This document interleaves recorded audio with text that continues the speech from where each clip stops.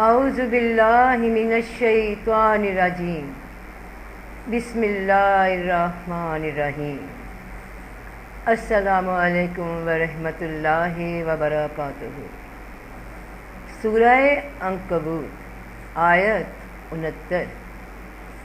تم ہمارے راستے میں کوشش کرو، اپنے راستوں کی جانب ہم تمہاری رہنمائی فرما دیں گے۔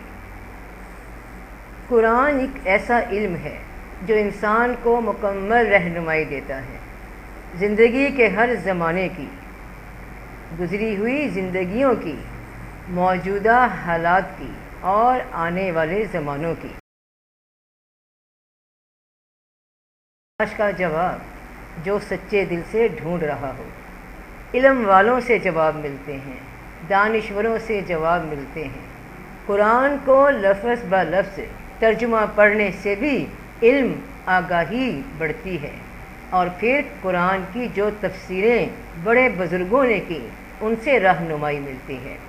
مجھے یہ رہنمائی ملی جب میرے دل میں یہ شوق اٹھا کہ قرآن کو صرف لفظی ترجمے سے ہی نہیں بلکہ بزرگوں کی تفسیر کے ساتھ بھی تفصیل سے سمجھا جائے، ایک ایک آیت کو۔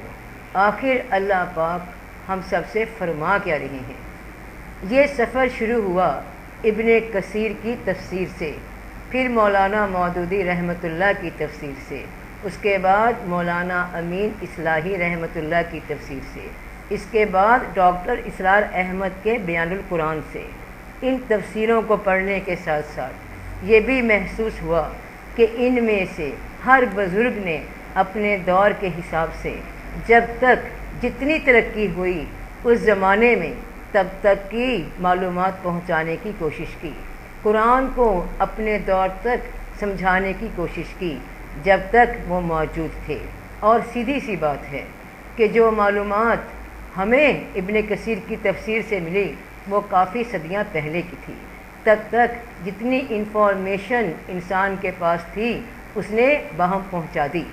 تب بیالوجی، سائیکالوجی وغیرہ جیسے شعبے تو نہیں تھے، تو جو قرآن کی آیت وہ اپنے اس دور کی انفارمیشن تک پہنچا سکے، اپنے سمجھنے کی حد تک پہنچا سکے، تو انہوں نے پہنچا دی۔ پھر جیسے جیسے وقت گزرا، صدیاں گزریں، علم، معلومات، دنیا اور ترقی کر گئی۔ قرآن کی کئی آیات کا اور زیادہ کھل کے مشاہدہ بھی ہونے لگا اور سمجھ بھی آنے لگی جو پہلے نہیں آئی۔ تو آج 2019 میں ہم موجود ہیں۔ انسان ترقی کی راہوں پہ نئی سے نئی ایجاد، تو آج 2019 میں ہم موجود ہیں۔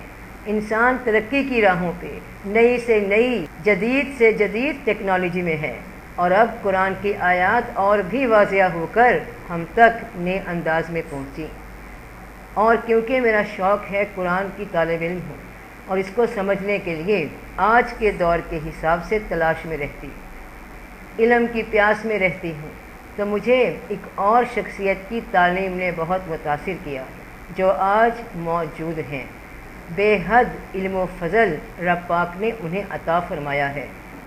ان کا قرآن کو بیان کرنے کا انداز اور بھی زیادہ فطری اور واضح ہے۔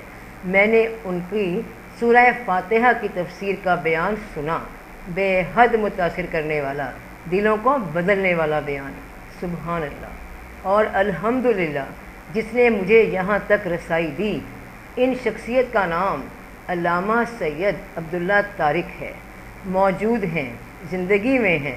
اللہ پاک ان کو لمبی، صحت مند، کامیاب، دونوں جہان کی خیر و برکت عطا فرمائے، سلامت رکھے ایسے دلوں کو جس میں اللہ کا نور ہے، نیکی کی روشنی ہے۔ تو میرے دل میں جو سوال تھے اور تلاش تھی امام مہدی علیہ السلام کی آمد کے متعلق، اور کچھ اشارے بھی ہوتے تھے، تو میری تلاش نے مجھے ان کے بیان تک پہنچا دیا۔ اور ان کے بیان کے دوران مجھے کئی مقامات پہ ایسے لگا کہ یہ میرے دل کی بات تھی، یہ میرے دل کے سوال تھے، اور انہوں نے مکمل طور پہ ہر دلیل کے ساتھ، قرآن و حدیث کے ساتھ کھوج لگا کر دنیا تک یہ بات پہنچا دی۔ یہ سب سے بڑی پیشن گوئی پہنچا دی۔ میں نے کوشش کی کہ نئی ویڈیو اپلوڈ کروں، اور کیونکہ موضوع بے حد اہمیت کا حامل ہے اور تفصیل سے بیان ہونا چاہیے تاکہ کسی قسم کا شکوک و شبہات باقی نہ رہے، بہت کوشش کر کے بھی ویڈیو کا ٹائم کم سے کم 3.5 گھنٹے بن رہا ہے، تو میں نے سوچا کہ ڈائریکٹ میں اس ویڈیو کا حوالہ ہی آپ لوگوں تک پہنچاؤں، کیونکہ مجھے لگتا ہے کہ میرے سے بہت زیادہ بہتر طریقے سے جناب علامہ سید عبداللہ طارق نے جواب دیا ہے۔